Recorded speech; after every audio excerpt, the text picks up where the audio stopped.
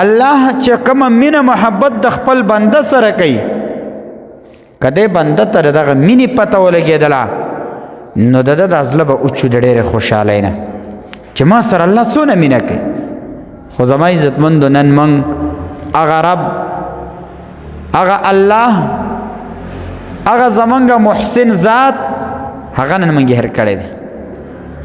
د هغې نه موږ نن تاسو باغیانو د هغې احکامو ته موږ او تاسو غاړه نږدو. الله دې وکړي چې موږ او تاسو دغه احکام په ځای باندې راوړو. دغه احکام چې دی موږ او تاسو ته چې دی نو الله پاک په دې د عمل کولو توفیق را نصیب کړي. نو زما عزتمندو اوس یو طرف ته د الله انعامات دي او بل طرف ته په دې انسان باندې د الله طرف نه امتحانات دي. او په انسان باندې درې شیزونه دي. درې د دې انسان د سره انتهایی مقابله ده، د ټولو نه غټه مقابله ده. هغه درې شیزونه سری یو د انسان نفس.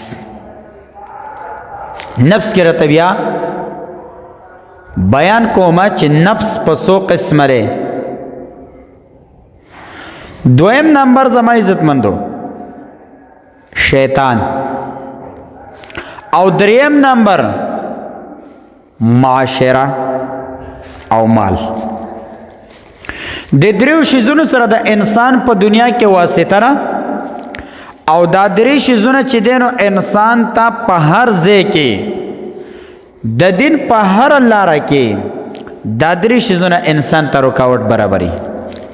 دا درې شیزونه انسان ته رکاوټ جوړیږي او د دین نه منع کوي او د چې دی نو د قبر نه منع کوي.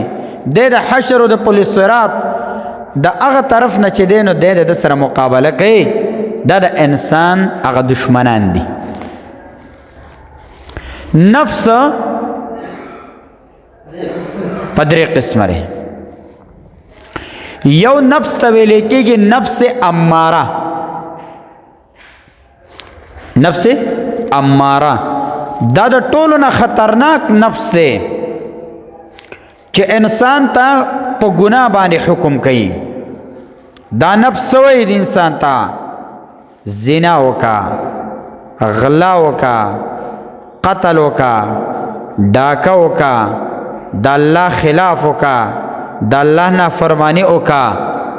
دا هغه نفس دی او د دې بیان الله جل جلاله په سوره یوسف 14 سپاره 53 نمبر آیات 53 نمبر آیات کې الله کړی دی وما ابرئ نفسی. زلیخا چې کله په حضرت یوسف علیه السلام باندې الزام ولګول شو او الله پاک د یوسف علیه السلام صفائی بیان کړله نو د هغې نه پس چې دی نو زلیخا د عزیز مصر بیبي هغې په خپله دا اقرار وکړو چې دا یوسف علیه السلام نه چې ما کومه مطالبه د زنا کړې ده دا ما په خپله خوښه نه ده کړې. وما ابرئ نفسی ان النفس لاماره بالسوء. دا حکم ما ته زما نفس کړی دی. دا زما نفس ما ته دا خبره خسته کړې ده او ان النفس لاماره بالسوء. نفس دا همیشه خود انسان خواهش، نفس معنی د انسان خواهش، دل او زړه غوښتونکې زندگی دا ما ته دی ویلی دي خدا ما د خپل ځان الا ما رحم ربي ان ربي غفور رحیم.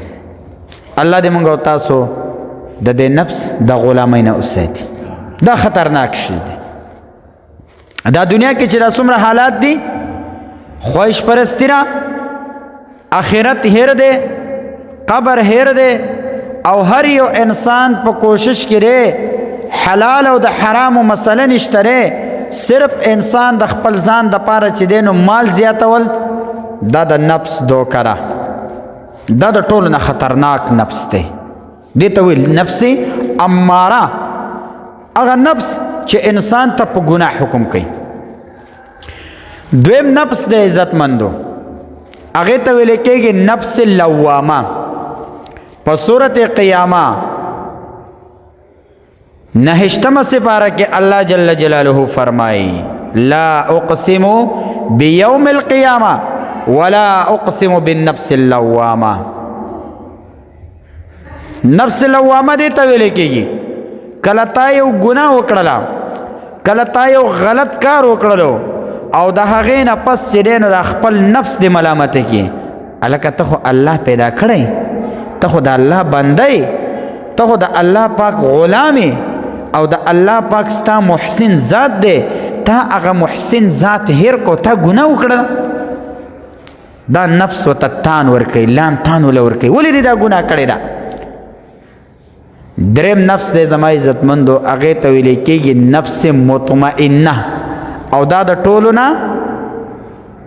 اعلی ترین نفس دی چې کله ته نیکي وکې، ته مونځ وکې، ذکر وکې، چا سره خیر ښېګړه وکې او دا نفس تا ته په دې باندې چې دی نو اطمینان راشي وایي شاباس تا ښه کار وکړو، تا نن صدقه وکړله، تا نن مسجد چې دی نو جوړ کړو، تا مونځ وکړلو او دغه رنګې همیشه دپاره د دین په کارونو کې وړاندې والی کوه.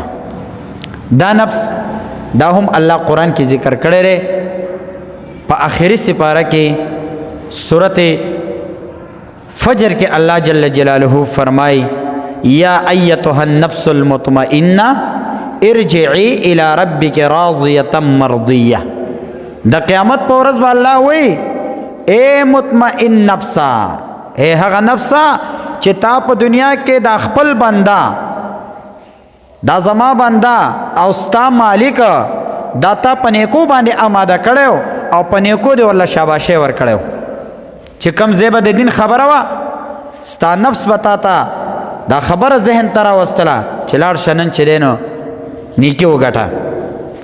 یو سړي ته تکلیف دی، ډېره تکلیف نه بچ کا، نن په یو ځای کې اجتماع ده، علما راغلی دي، نن په یو ځای کې چې دی نو تبلیغیان حضرات راغلی دي، نن د قرآن کریم طلبه را جمع شوي دي، لاړ شه او د دې خلکو سره کښېنه او په دې کې ستا کامیابي ده. نو زما عزتمندو دا 3 قسمه نفس دی. د ټولو نه اولنی نفس نفس اماره دا د ټولو نه خطرناک نفس دی. دا انسان غر کوي، انسان تباهی طرف ته راکاږي. د دې نه موږ او تاسو ځان وساتو. دویم نفس لوامه دام گزاره کوي چې ګناه دې وکړل او څه نه څه تلان خو له درکې تان دله درکې، ولې دې مونځ نه دی کړی، ولې دې ذکر نه دی کړی. خو د ټولو نه بهترین نفس هغه نفس مطمئنه دی. الله دې موږ او تاسو ته دغه نفس را نصیب کړي چې کله موږ او تاسو نیکي کوو چې په دې نیکۍ کې زموږ او ستاسو رهنمایي کوي. نو زما عزتمندو غرض زما د خبرې